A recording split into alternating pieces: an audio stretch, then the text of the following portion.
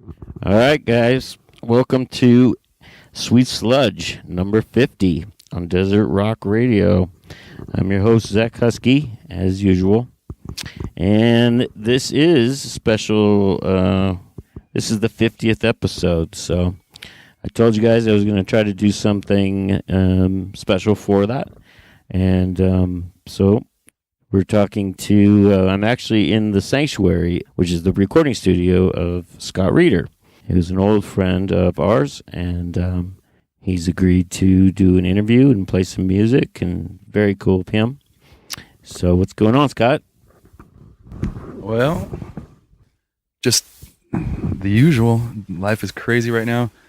This past week I had another podcast with Steve G, comedian, actor guy, and then a few days later his movie that he's in is at number 1 right now, Guardians of the Galaxy. Who's he in that? I think his character is called Jeff. I don't know if it's Jeff or Geff, the Ravisher. Okay, I saw that movie.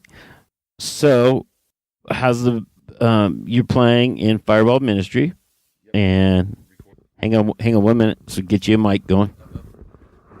This weekend I just recorded with them, cutting vocals. I went out to LA on Saturday morning, bright and early. We did photo shoots for the new album that's coming out, and had a little bit of lunch. Went over and cut vocals. I was nervous as hell. Got through it, and the album should be out, I think, in October is the plan. Cool. All right. So Scott, you have been the bass player for Dead Issue, Cross the River, Kyuss, The Obsessed, Goat Snake, Unita, Sun and Sail Club, Fireball Ministry, lots of bands. And I'm missing some. I knew I was, so name some other ones. Nebula, Butcher. Oh God, there's a lot of weird little projects too. Too many to mention. Yep, Scott is a phenomenal bass player, and anybody in the world will tell you that. He's also a great producer. We've done, my band, Dolly's Llama, we've done 5 albums in this studio, and he's a great guy. So what are we going to play first? Let's play some music that, some early stuff that you were on. The crustiest old thing that I have is Across the River. It's a demo of Inno that we recorded in the garage that Kyuss later covered. All right, let's hear some Across the River. Hang on. Let's get it going.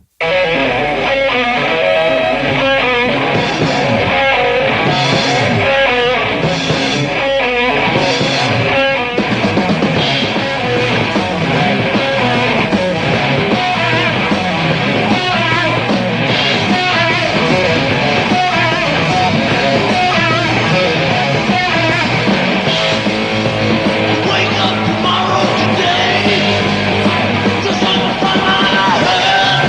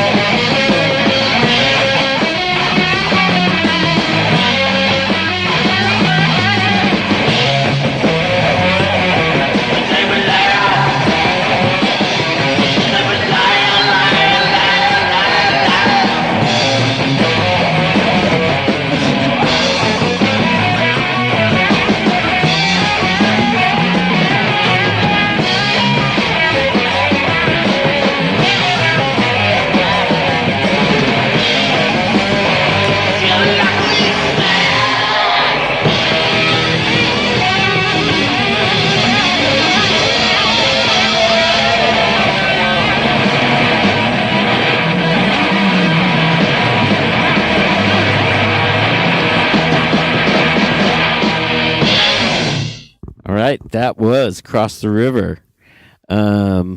Scott says that's about 1985. Cross the River and whatever the hell band I was in back then. We used to play the JC building. We used to rent that out and play that. But tell us a little bit about Cross the River and who was in it and history and that sort of thing, Scott. It was kind of picking up where Dead Issue left off, except it was me, Mario Lally, Alfredo Hernandez, and then we picked up Mark Anderson along the way. Kind of took more of a heavy rock approach. We were coming out of the punk scene, and I think Mario's older brother, Ed, was turning us on to some pretty crazy records. Mario was getting a lot of vinyl. Mountain, there was definitely some Sabbath in there, and we were still listening to our punk rock records, but we were getting into the more heavy vibe, and that was kind of creeping into our music. I mean, we started playing our instruments basically with Dead Issue, and we were just kind of learning our instruments and trying to get a little more freedom in our playing, and I think for all three of us, me, Mario, and Alfredo, that was when we really started getting serious about playing and got better at our instruments a little bit. And so I remember there was some SST connection going on there, and I especially remember Desperate Teenage Love Dolls Part 2. I think it was, or was it Part 1? The first one. It was the first one. Yeah, and well, but that was the Dark Side. Yep. Yeah, but I remember you guys also in some scene. Herb might have been in the first one. But there was like some scene supposed to be in New Mexico or something, sitting around some hippie commune or something. So tell us a little bit about the SST thing, and as if what's going on now and stuff. Yeah, those bands on SST were some of our favorite bands of all time to this day. Of course, we were into Black Flag. We always saw the Minutemen playing. We got into the Meat Puppets and would go to their shows. Saint Vitus was kind of in the same vein as what we were doing, and we were friends with Jordan, who was booking shows at SST, and they started booking us with Saint Vitus, which for us was huge. We played at the Anti Club with Saint Vitus on Nana's birthday, Mario's wife, on November 27th, 1985, and that was kind of the hookup with SST at that point. Our last show was that following August or September maybe, and we played a generator party with Black Flag's PA at some spot near the beach in Ventura, and oh god, I think it was Fire Hose's first show. Saccharin Trust played, Painted Willie, and they recorded the whole thing on 8-track analog, and we just got the tapes. The guy that recorded this stuff, Phil Newman, he passed away, and Dave Markey, who directed those films that you talked about, got a hold of the tapes and handed them off to Mario. So we've mixed that stuff, and I'm not really sure what the plan is right now. I'd like to just put it out, give it away, let as many people hear it as possible. But there's talk about vinyl, and so we'll see. Very cool. Yeah, definitely. I remember Across the River, a couple years younger than these guys, just a couple, like two. And yeah, when you played with these guys, man, you had to, even if your band sucked, you better be prepared to put some energy into it to bring your A game. All right. Okay, Mr. Scott. That was Across the River. Your next band was The Obsessed. Now, how did that come about, and what song are we going to be playing? As I was saying, Across the River had played with St. Vitus, and the first time Wino played with them was on my 21st birthday. We played in Palm Desert with DRI, St. Vitus, and Across the River. And so, fast forward a few years, I just got married in 87, and I won an MTV contest. Won tickets and a Learjet to go see U2 in Arizona. So they're flashing my name on MTV all day, and Wino saw it. We'd lost touch for a few years. So anyway, he dug through this old trunk and found Renee's parents' phone number and got my new number through Renee's parents. And so we started jamming together for a few years. And then when the record label in Germany put out the first Obsessed album, needed to get a band together. And that was when I got the call, probably in 1991, I'm thinking. We had just a few weeks to get a set together and get new material together for a new album. So I went on my first tour in Europe in 1991, 3 weeks in Germany, and then we recorded Lunar Womb at the end of the tour in 5 days in Berlin. And so, real quick, before we get to the song, I was going to ask you about, do you remember the time when we were in L.A., and my band, My Pain, was playing with your band, The Obsessed, and we were opening for a band that I didn't heard of, and it was Rage Against the Machine, and I went up and I said, Scott, what the hell are you doing here? And you went, Zach, I don't know, what are you doing here? And so, what was that all about? Was that their first show or something? Rage Against the Machine came up so freaking fast. Tool came up fast. Rage Against the Machine, I think, was right behind them. And it seemed like they played 4 shows and they had a major label deal. And yeah, we played the show, Club Lingerie. Right. And that first signed show? I'm not sure. I don't know if they were signed quite yet, but it might have been within the month after that. So what, back to The Obsessed, what song are we going to hear? This is a song off that record that we recorded very quickly in Berlin, and we were desperate to put together material, so we did a lot of Across the River stuff, actually, on Lunar Womb. This is a song, Back to Zero, was an Across the River song back in 85. Cool. Let's hear it. This is Scott singing, by the way, not Wino. Scott Reeder. All right, so this is The Obsessed with, what's the name of the song again? Back to Zero. Back to Zero. All right, let's check it out.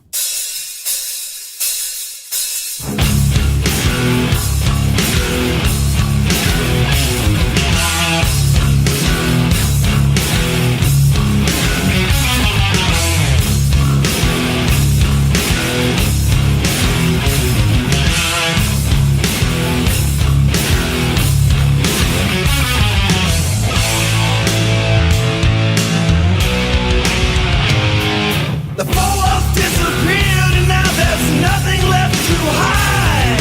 The visions and the feelings buried way down deep inside.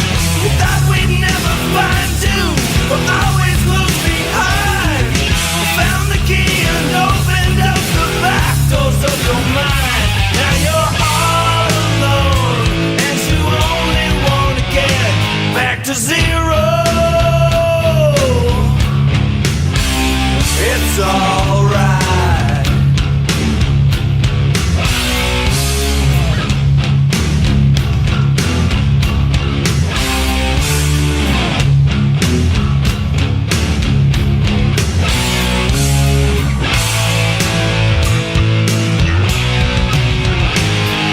Living on the outside is a strange place to be.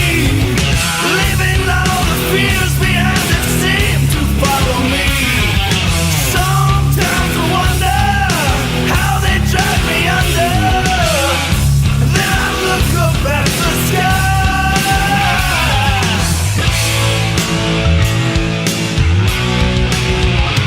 Back to zero. It's alright.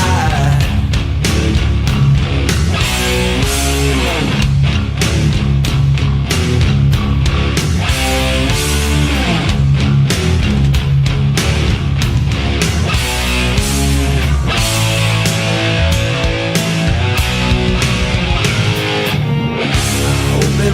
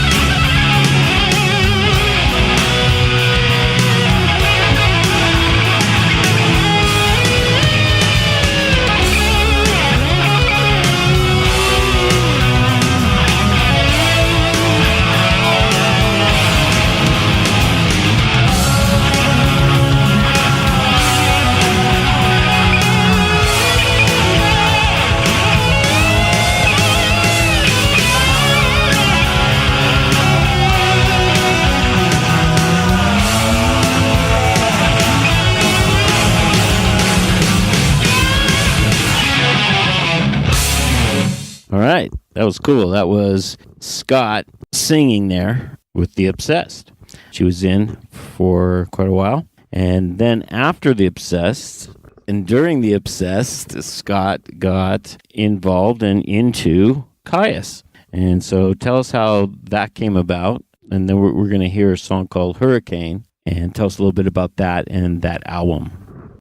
Yeah, the Kyuss guys put together this West Coast tour when I was in The Obsessed. This is, what year? 92? And so it was Kyuss, The Obsessed, and Wool on this West Coast tour. Nobody knew who any of these bands were. And we were playing to each other and the sound man and the bartender, literally, a couple of nights on this trip. Some of the shows were great. We ended up in Seattle, and Dave Grohl was there. Chris Novoselic might have been there. I don't remember. So that was the last show, and on the trip home, we swapped bass players. I rode back with the Kyuss guys, and Nick rode back with the Obsessed guys, and we weren't down the road very far, and those guys hit me up. They said things weren't working out with Nick. Getting a little too crazy. I think a sound man or two got beat up, and asked me if I'd join, and I politely declined. The Obsessed was starting to do great. We'd been to Europe 3 times. We were about to do a deal with Sony, and so anyway, we went home. I was at work one day in the studio, and I got a call from Rant, and he said, "Dude, we kicked Nick out. We've got a few shows. I know that you don't want to join, but can you fill in for these 3 shows?" I think they had the record release party for Blues for the Red Sun, and a show with Body Count when Cop Killer was out. Yeah, Ice-T. Yeah. And I think the other one was the Foundations Forum convention or something. And I said, fuck yeah, man, it'll be fun. So I went down to Palm Desert. We played at Josh's house, I think in his bedroom. And it was so fucking fun. I mean, these guys are a lot younger than I am by 8 years. I think they were 19 at that point, and they'd already been doing it for a few years. I was 27. I mean, to join the band was a heavy thing. I was living in LA with my wife. I was pursuing a recording career, engineering, not playing. I was on the other side of the glass, and things were going really well there. But I asked my wife, what do you think about moving back to the desert? And she said, hell yeah, let's do it. So that was it. I went back. The Obsessed had some shows coming up, and I think the same day I rehearsed with Kyuss, I went to rehearsal with the Obsessed, and Wino just looked at me and was all, how'd it go? Like, dude, it was pretty good. So are you in or out? Well, I'm going to join Kyuss. That was it. I would have fulfilled my duty to do those shows, but they got Guy pretty fast, who was our roadie actually in Europe. So it worked out good for everybody. So we're going to hear a song called Hurricane, which is off of which album? I think it's the Circus Leaves Town, or whatever that one's called. Okay, and the Circus left town. And anything particular about this tune? We actually recorded this as a B-side. We did this weird little batch of songs. It was right after Kurt Cobain died. We did Hurricane, El Rodeo, Day One, which was the hidden bonus track on this record, which was dedicated to Dave Grohl and Chris Novoselic. And I don't know, it was a intense, just a day or two working on those 4 songs. And we slapped this one on the record, and that was it. It was one of the faster ones. It was fun. All right, cool. Let's check out Kyuss, Hurricane. Hey.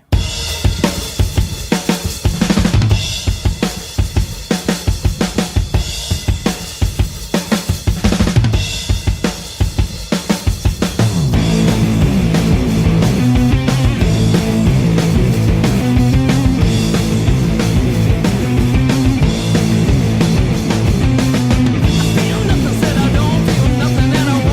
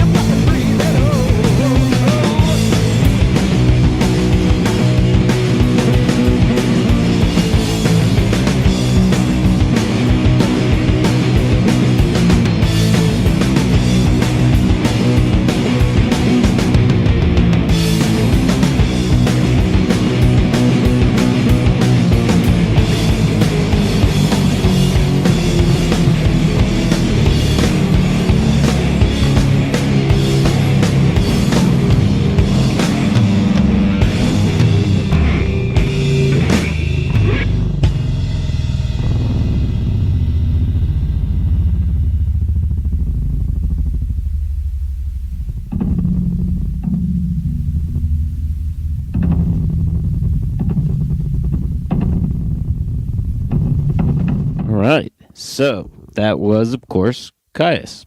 And then, Scott, you were talking about when you did that tour with Unsound. And then, oh, I'm sorry, The Obsessed. You mean you weren't in Unsound too? I recorded them. Okay, but when you went up to Seattle in that tour, you got to see and meet Dave again, who you had met previously in LA, but you became friends and stuff. And then what happened after that? That's kind of an odd segue, but you know what I'm talking about. Yeah, we got to work together years later. How many years went by? 20. We've remained friends over the years, but I got a text one morning. It was probably 1:30 in the morning. I'm like, God, who is texting me at this hour? And it's Dave Grohl. Said that he bought the console from Sound City and he was making a movie about it and asked if I'd want to play on the soundtrack. And is it okay to use profanity on this? Fuck yes. Okay. I wrote back, fuck yeah. And so the next morning I was out feeding the horses and there was already a demo for the song From Can to Can. And, well, it didn't have a title yet, but he sent me the demo and I sat out there filling up horse waters, picturing what I would do for this bass part. And I hadn't really done much in 20 years, but I got to play on this song with Rick Nielson from Cheap Trick on guitar, my first rock concert. Corey Taylor from Slipknot. I didn't know how that was going to work with this mellow song. And of course, Dave Grohl playing drums. And I got into the studio at Dave's place on that same console that I'd recorded 2 albums with Kyuss, 1 album with Unita. Beautiful console, Neve. There's so much history in that board. And it did deserve a movie about it. It was pretty awesome. But the soundtrack album, I don't know if it topped the Billboard charts. It might have gone to number 4. The song that I was on went to number 1 on Heritage Rock Radio, and the album won a Grammy. So I have a Grammy on the wall. The Sound City. Yeah. Soundtrack. Yeah. It was up against Les Miserables, which I thought would be a shoo-in, but the Sound City soundtrack won. It was amazing. So this is that song From Can to Can't. Right, let's check it out.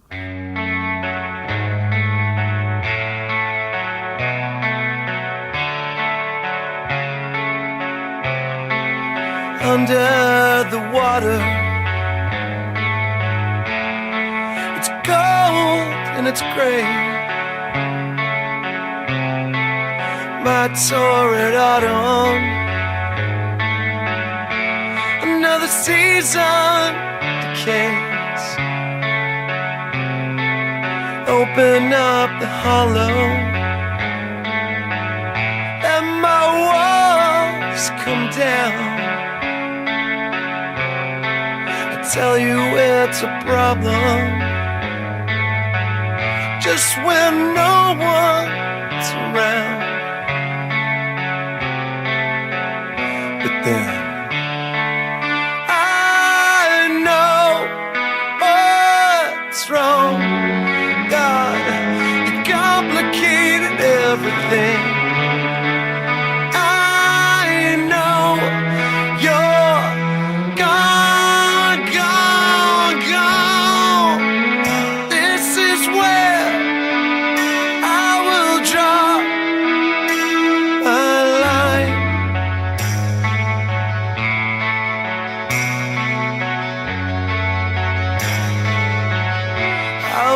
Draw my line.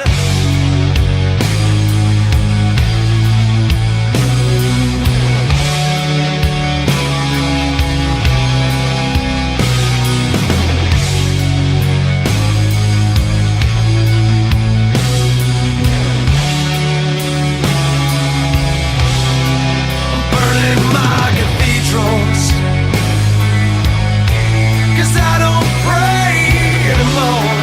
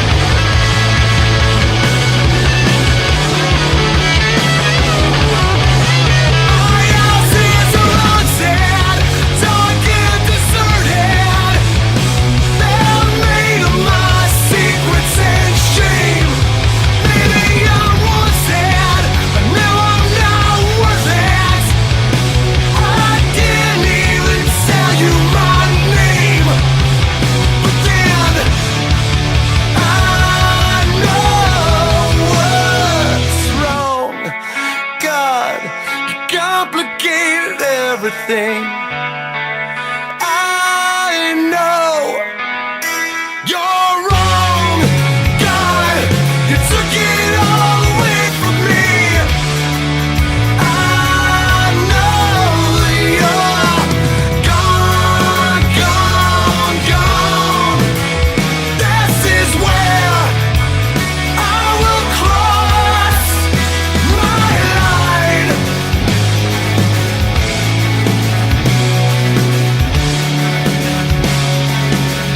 I am crossing my line.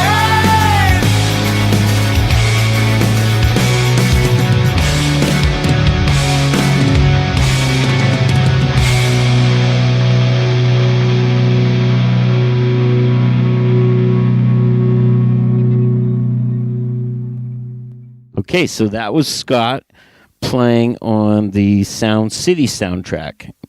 A song called From Can to Can't, which actually he won a Grammy for. Now, see, I don't have a Grammy. So that's pretty cool. So then next up, he joined Fireball Ministry. So Scott, tell us how that transpired and how you're still in the band and what you guys are doing and stuff. Yeah, well, the singer, guitarist of Fireball Ministry is Jim Rhoda, and he was actually the producer, a producer on the film, Sound City. So he was there when I was recording and sitting in the hot seat with cameras all over the place, and I'm sweating bullets, trembling. You can see my hand totally shaking in the video.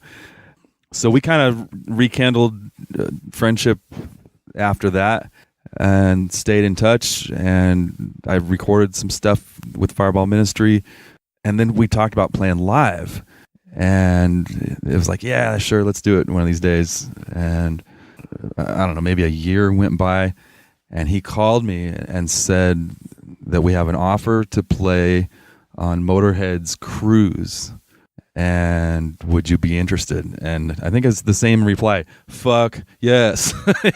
You know, so yeah, we got a set together and we went on a cruise ship with Motorhead and Anthrax. I think Down was on the first one. A whole bunch of bands, and we ended up doing the second Motorhead cruise the following year. And we've been playing a few shows here and there. We headlined some festival in Tucson, played some Viper Room shows, blah, blah, blah. But we are working on LP number 5 for Fireball Ministry right now. Been recording bass tracks here at the Sanctuary in Banning, and it's getting really close. I cut vocals over the weekend for a song that I wrote, and it's so close, and it's sounding so good. We have Paul Fig producing, who's also working with Alice in Chains right now, and maybe some of his hit-making skills will rub off on us. We'll see. But yeah, this is a song that I recorded with them for a compilation album. It's a Led Zeppelin track called The Rover. And before we get into that, didn't you guys do Psycho Las Vegas? How was that? That was a blast. I saw Alice Cooper. I just got in and got out. I was scheduled to be a professor in Germany at Warwick's base camp, and I was supposed to leave for Germany on Saturday, I think it was, and then we got the festival, which was Sunday, so I had to postpone my trip to Germany a little bit. So I flew to Vegas. My luggage was locked onto the plane. They couldn't get the luggage door open, so I got to the show literally like a half an hour before we played the gig, turned around, got on a plane back home, slept in my own bed, and got up the next morning bright and early, flew to Germany, basically got off the plane and taught a class. It was insane, but the festival was super fun. I think the only band I got to see was Alice Cooper, though. I hope I can go again under better circumstances and just take it all in, because some amazing bands played. Yeah, that fucker better invite us. All right, so we are going to hear Fireball Ministry with the Rover, Zepp cover. Let's check it out.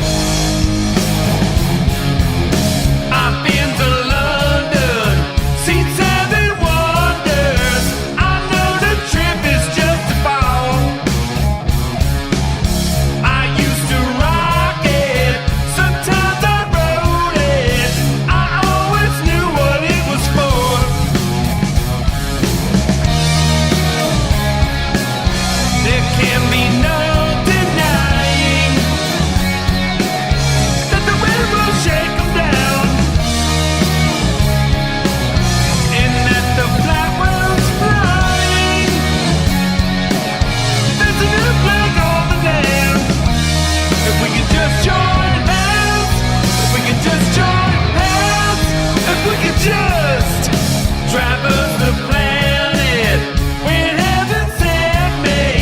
I saw the kings who rule them all. Still by the firelight and purple moonlight, I hear the rested rivers call.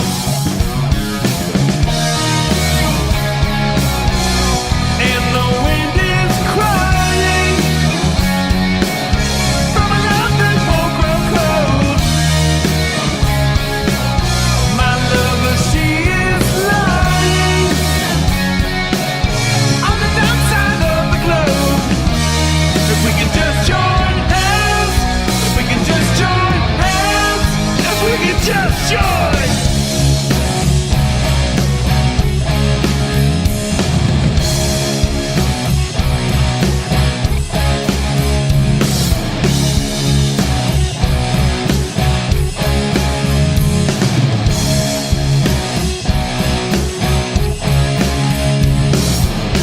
You got me rocking when I wanna be rolling. Tell me which way to go. You keep me rocking, then you keep me stolen. Won't you tell me which way to go? That's right.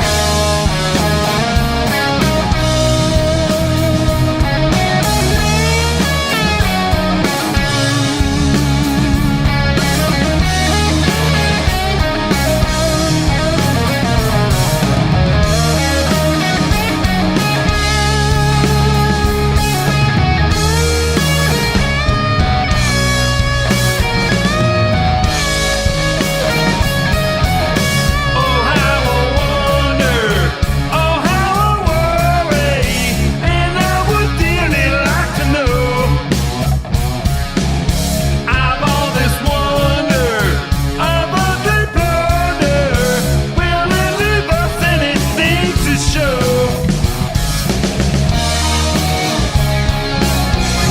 And our time is flying. See the candle burning low. It's the new world rising from the shambles of the old. If we can just join hands, if we can just join hands, if we can just join hands.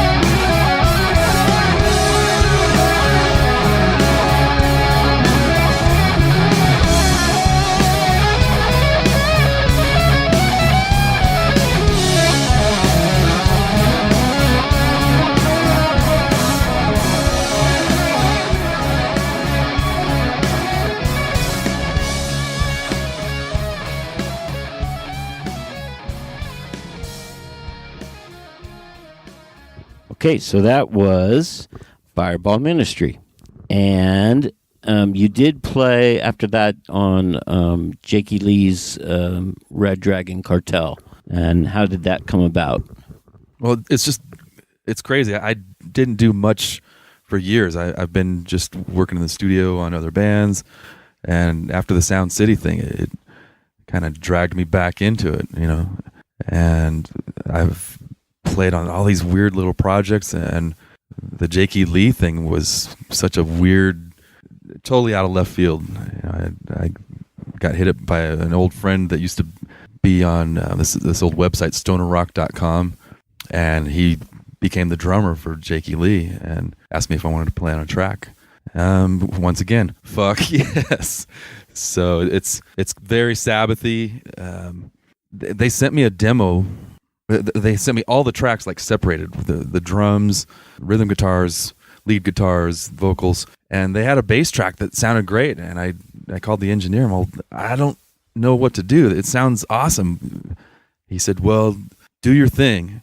So I took that as the Kyuss thing, get fucked up and stoned and noodle all over it. So I did. I gave him two. I got stoned and I gave him two really fucked up tracks where I'm going all over the place. And then I sent him a clean track in case they needed to cut into that. And that was it. They used the dirty stuff. I was stoked. All right. So this is a song called War Machine, right? Off of the Red Dragon Cartel album. Let's check it out.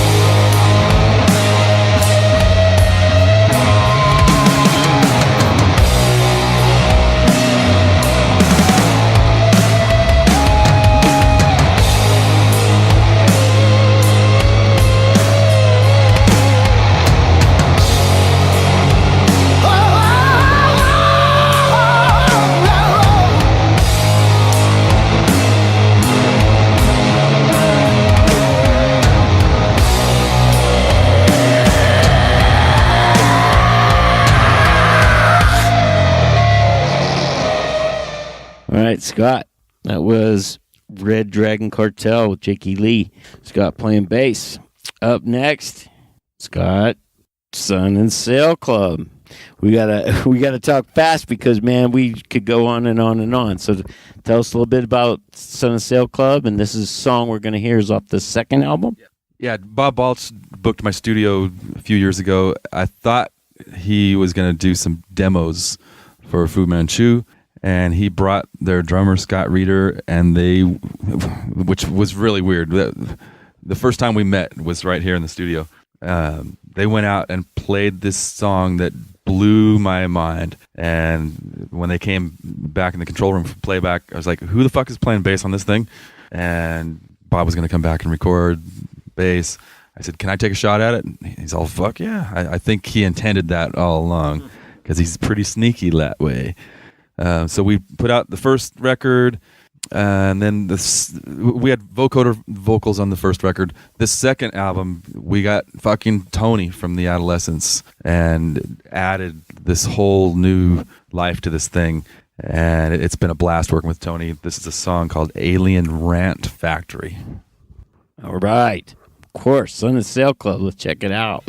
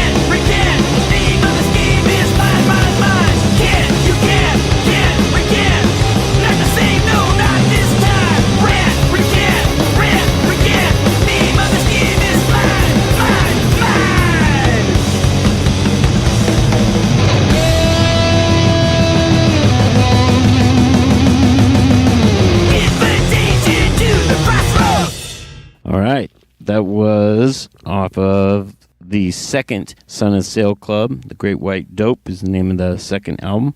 Alien Rant Factory. Awesome album. So, Scott, I wanted to talk a little bit. I do play your solo material, stuff that you do yourself, the album Tunnel Vision Brilliance, and anything else I can get my hands on that you've done solo-wise. We're going to play a song called As We Become off of the Weaver's Dawn EP. And can you tell us a little bit about that, please? Yeah, this was a song that I wrote around my 20th anniversary with my wife, Renee. And I put this on a CD the morning of our anniversary and put it on her pillow. And yeah, it's a love song, forgiveness, growing over the years. I think this is probably my favorite song that I've ever written. I don't know if I can top this one. Cool. Let's check it out.